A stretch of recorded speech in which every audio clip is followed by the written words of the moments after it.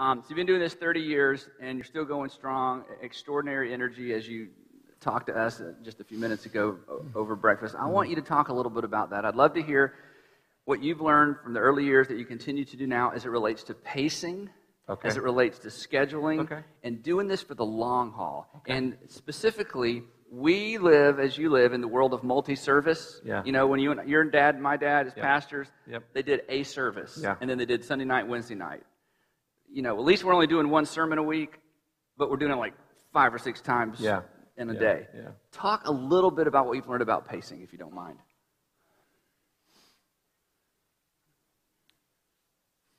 At the end of the first year of Saddleback Church, I had my burnout.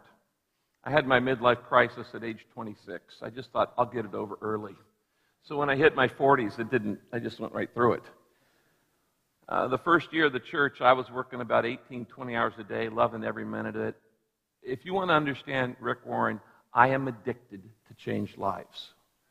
Everything I do is to reach people for Christ. If you see me out talking to anybody, whether it's Jewish people, Muslim people, gay people, politicians, whatever, I only have one motivation. You cannot win your enemies to Christ. You can only win your friends. And so everything I'm doing has the motivation of these are people Jesus died for. He stretched his hand out on the cross, and you need to understand this. He said, I love the world this much. I love them so much, I'd rather die than live without them. I love them so much, it hurts.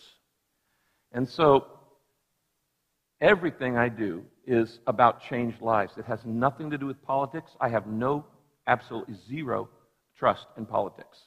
I have zero trust in anything except the church. It's the only thing that's going to last. So I was working in, well, it is the only thing that's going to last.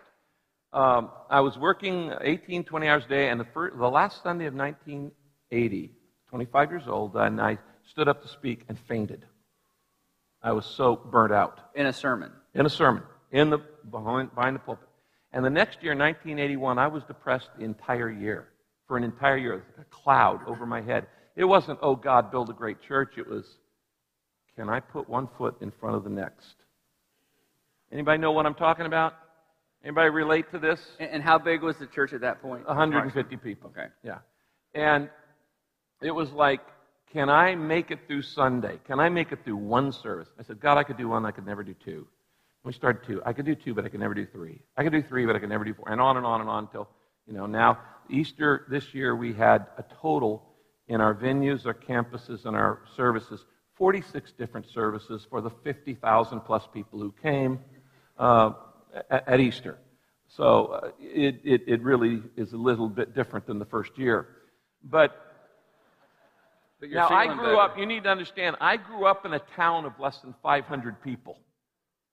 So I pastor a church that's like a gazillion times bigger than the town I grew up in.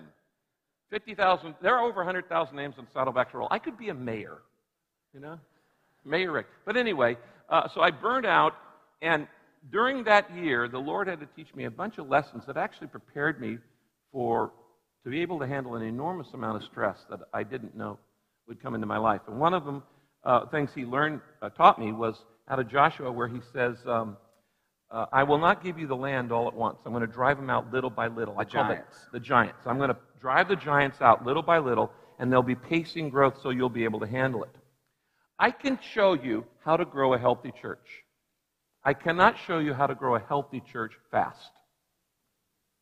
A church that explodes from 0 to like 20,000 in 6 months, that's not a healthy church, friend. There's a word for that. It's called cancer. Okay? And churches that explode really fast are transfer growth churches. They're not conversion growth churches. They're the hot act in town. The thing about Saddleback is we are consistently winning people to Christ. In the last 10 years, I've baptized over 21,000 new believers. 21,000 in the last 10 years. In California. In California. Come on. In fact, we're in the middle of a revival right now. In the last 2 weeks, we're in the biggest revival of Saddleback's 30-year history. We've had over 2,600 people join the church in the last 20 days. Over 2,500 people accept Christ, almost 150 a day. And I've baptized over 1,000 in the last 2 weeks, which is why my back's a little sore. all you want to talk about is numbers. So just address the five people who just had that Thank you thought. for asking that. Yes. Let me just first say this. You bet I care about numbers because every number represents a person Jesus died for. Okay? In fact, the guy asked me one time, he said, oh, we don't count people at our church. Like that was holy. We don't count sheep. We just feed them. I said, well, Jesus counted them. How do you think that he knew that one was lost? Of the 99, he counted. We count because people count. And don't you ever apologize for counting people. I asked a guy one time, I said, sir, you say you don't count attendance. No. You count the offering? He said, well, of course we do. I said, then you care more about money than you do about people. Got him! Okay. God cares about numbers. He named a book of the Bible after it. It's called Numbers. Okay, I think we've covered that. I mean, I can go down that one if you want to go down that one. It's okay. Let's go back. Okay. The person who doesn't care about numbers is saying to the world, you can go to hell. It takes unselfish people to grow a church. And a lot of people would rather be cute than effective.